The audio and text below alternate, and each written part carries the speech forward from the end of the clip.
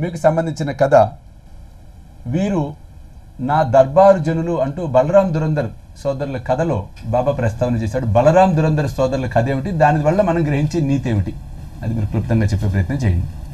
బాబా గారు అక్కడ ఉన్న కూర్చున్నటువంటి ఆ భక్తులతో ఇప్పుడు దర్బార్ సోదరులు వస్తున్నారు అని చెప్పేసి ముందుగానే చెప్పడం జరుగుతుంది. ఆ తర్వాత వారిద్దరు వస్తారు. వారిద్దరు కూడా తనకి ఇదివరకు అత్యంత ప్రీతిపాత్రులైనటువంటి వారని చెప్పేసి చెప్పడం జరుగుతుంది. దీనివల్ల బాబాకి సర్వజ్ఞత్వంగా తెలుసుకుంటున్నాడు, సర్వజ్ఞత్వం తెలిసినవాడు ఉన్నాడు అని చెప్పేసి మనకు స్పష్టంగా తెలుస్తుంది. చాలా సంతోషం, చాలా బాగుంది హరగోపాల్ గారు. తర్వాత అభ్యర్థిని మనం చూద్దాం. ఇప్పుడు మన మూడవ అభ్యర్థి సత్యనారాయణ గారు. సత్యనారాయణ గారు, మీకు సంబంధించిన ఒక కథ చెప్పడం అనేది జరుగుతుంది. బాబు టెండూల్కర్ కథ ఏమిటి, అందులోంచి మనం ఏ తత్వాన్ని, చక్కటి నీతిని మనం ఏది గ్రహించవచ్చో మీరు చక్కగా చెప్పే ప్రయత్నం చేయండి. బాబు టెండూల్కర్ షవాటే వీళ్ళు ఎగ్జామ్స్ గురించి రాసుకుంటున్నప్పుడు ఈ టెండూల్కర్ అతను బాబా గారి మీద నమ్మకం కొద్దీ నేను న్యాయవాద పరీక్షలో నేను ఉత్తీర్ణ అవుతాను, నాకు ఆయన ఆశీస్సులు భంగపడుతుంటే వాళ్ళ తల్లి బాబా గారిని అడగడంతో అక్కర్లేదు, బాబా గారు ఆశీస్సులు నీకున్నాయి, ఆశీస్సులు ఉండడం వలన నువ్వు ఆయన మీద నమ్మకం పెంచుకుని శ్రద్ధగా నువ్వు పరీక్ష రాస్తే నువ్వు దాని రాజా నువ్వు పరీక్ష బాగా పాస్ అవుతావు అని చెప్పారు. కానీ అతనితో పాటు అతని మీద నమ్మకంతో పరీక్షలు రాసి మంచి మార్కులతో పాస్ ఇచ్చేశారు. అతనితో పాటు ఉండేటువంటి స్వప్నాయకర్ అని చెప్పేసి వ్యక్తి ఏం చేశారంటే టెండూల్కర్ యొక్క చేస్తున్న పని చాలా తప్పు అని చెప్పేసి నువ్వు గురుని నమ్మి నువ్వు చేసుకోవడం ఏంటి, నీ యొక్క కష్టించి నువ్వు పని చేసుకుంటే, కష్టించి నువ్వు చదువుకుంటే నువ్వు దాని ద్వారా పరీక్ష బాగా ఉత్తీర్ణులు అవుతావు అని చెప్పేసి అనడంతో ఇచ్చేశారు అది. కానీ ఇతను టెండూల్కర్ ఏంటంటే తన ద్వారా ఏమో బాబా గారి మీద నమ్మకం కొద్దీ విశ్వాసం కొద్దీ పరీక్ష రాసి ఉత్తీర్ణులు అయ్యారు. తర్వాత న్యాయవాది పరీక్షలో ఉత్తీర్ణులు అయిన తర్వాత స్వప్నాయకర్ వాళ్ళ యొక్క కొంతకాలం పోయిన తర్వాత అతనికి ఏదో చిన్న పొరపాటు రావడంతో ఏంటంటే బాబా గారిని నిందిస్తూ కొంచెం ఇచ్చేశారు. ఎటు వచ్చాయంటే మన గురువు యొక్క నమ్ముకుంటే మనం ఇక్కడికి ఏదైనా పని చేసుకునే పక్షంలో అయితే మన ప్రతి విషయంలోనూ మనం విజయం సాధిస్తామని చెప్పేసి దాని యొక్క ఇది. చాలా సంతోషం సత్యనారాయణ గారు. వాస్తవంగా మీరు ఒక కథలోంచి ఒక కథలోకి వెళ్ళిపోయారు. చిత్రం ఏంటంటే బాబు టెండూల్కర్ కథ వేరు, సేవడే కథ వేరు. సపత్నేకర్ సేవడే కథ వేరు, బాబు టెండూల్కర్ కథ వేరు. బాబు టెండూల్కర్ కథ ఏమిటి, ఎంబీబీఎస్ పరీక్ష రాయటం కోసం అతను ప్రయత్నం చేస్తున్నప్పుడు జ్యోతిష శాస్త్రవేత్తను సంప్రదించినప్పుడు జ్యోతిష శాస్త్రవేత్త నువ్వు తప్పుతావు పరీక్షలో, నువ్వు పాసు కావు, నీ జాతకం బాగాలేదు అని చెప్తాడు. చెప్పినప్పుడు అతను భయపడి చదవటం మానేస్తాడు. చదవటం మానేసినప్పుడు తల్లి ఎంతో బాధపడి అయ్యో ఇలా అయిపోయాడంటే నా బిడ్డ బాగా చదివేవాడని బాబా దగ్గరికి పరిగెత్తుకుని వెళ్తుంది. వెళ్ళినప్పుడు బాబా చెప్తాడు వాడిని జాతకాలు పక్కన పెట్టి నా మీద నమ్మకంతో చదవమను, వాడు ఉత్తీర్ణుడు అవుతాడు అని చెప్పాను. ఆ విషయాన్ని కొడుకుకు చెప్పినప్పుడు కొడుకు మరలా నమ్మకంతో చదవటం మనం వినే వాళ్ళకి మీకు అందరికీ ఒక కథ తెలుసు.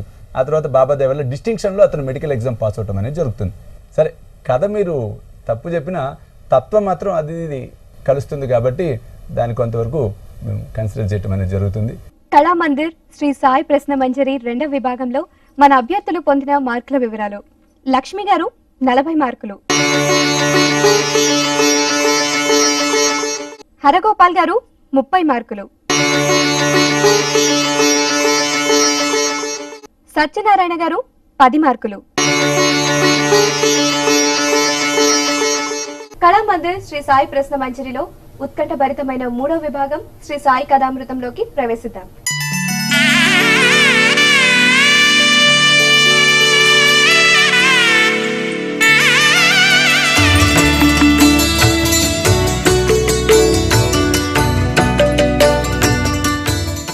ఈ విభాగంలో గురువు గారు ఒక కథను చదవడం జరుగుతుంది. ఆ కథలో నుండి 9 ప్రశ్నలు అడుగుతారు. ఒక్కో ప్రశ్నకు 10 మార్కులు ఇవ్వడం జరుగుతుంది. సమాధానం సరి అయినది అయితే 10 మార్కులు ఇవ్వడం జరుగుతుంది. సరి అయినది కాకపోతే 10 మార్కులు మీ దగ్గర నుండి మేము తీసుకోవడం జరుగుతుంది. మొదటగా బజర్ ఎవరైతే ప్రెస్ చేస్తారో వాళ్ళకే అవకాశం ఇవ్వడం జరుగుతుంది. ఇప్పుడు గురువు గారి నుండి ఆ కథను శ్రవణం చేద్దాం. ముఖ్యంగా ఈ విభాగం ఎంతో ఆసక్తికరమైనటువంటి విభాగం. ఎందుకంటే భక్తి టీవీ వారిది, మా షిరిడి సాయి తత్వ ప్రచార సమితి సంకల్పం ఏంటంటే సాయి భక్తులలో సచ్చరిత్ర మీద అవగాహన పెంపొందించాలి అనేది ప్రధానమైనటువంటి లక్ష్యం. కాబట్టి కథ, చక్కటి కథ మీతో పాటు ఈ కార్యక్రమాన్ని వీక్షిస్తున్నటువంటి భక్తులందరికీ కూడా ఒక సువర్ణ అవకాశం. ఎందుకంటే ఎంత అద్భుతమైనటువంటి కథలు ఉన్నాయో అవి కథలు శ్రవణం చేస్తుంటే మనకు అర్థమవుతుంది. తను చెప్పినట్లుగా ఎవరైతే ముందు బజర్ ప్రెస్ చేస్తారో కథ విన్న తర్వాత నేను ప్రశ్న అడుగుతాను. ఆ ప్రశ్నకు బజర్ ప్రెస్ చేసిన వారికి 10 సెకండ్ల పాటు వ్యవధినిస్తాం. ఆ 10 సెకండ్ల లోపు మీరు సరైన సమాధానం చెప్పాల్సిన అవసరం ఉంటుంది. కాబట్టి ఇంకా మనం కథను ప్రారంభిద్దాం. శ్రద్ధగా శ్రవణం చేసే ప్రయత్నాన్ని మీరు చేయండి. మహారాజ్ చాందుబాయి ఇంట్లో కొంతకాలం ఉన్నారు. చాందుబాయి మేనల్లునికి షిరిడీలోని ఒక అమ్మాయితో సంబంధం కుదిరింది.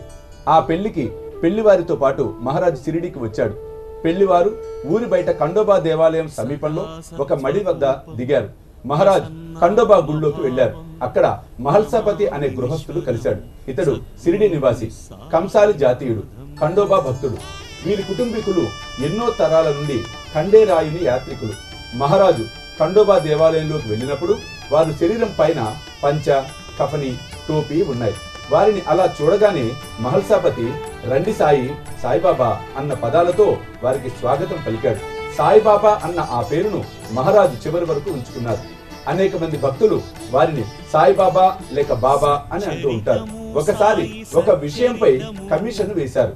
అప్పుడు మహారాజును పేరు అడగగా వారు నన్ను సాయిబాబా అని అంటారు అని జవాబు చెప్పారు. మహల్సాపతి మహారాజును ఊళ్ళోకి తీసుకుని వచ్చి తన స్నేహితులైన కాశీ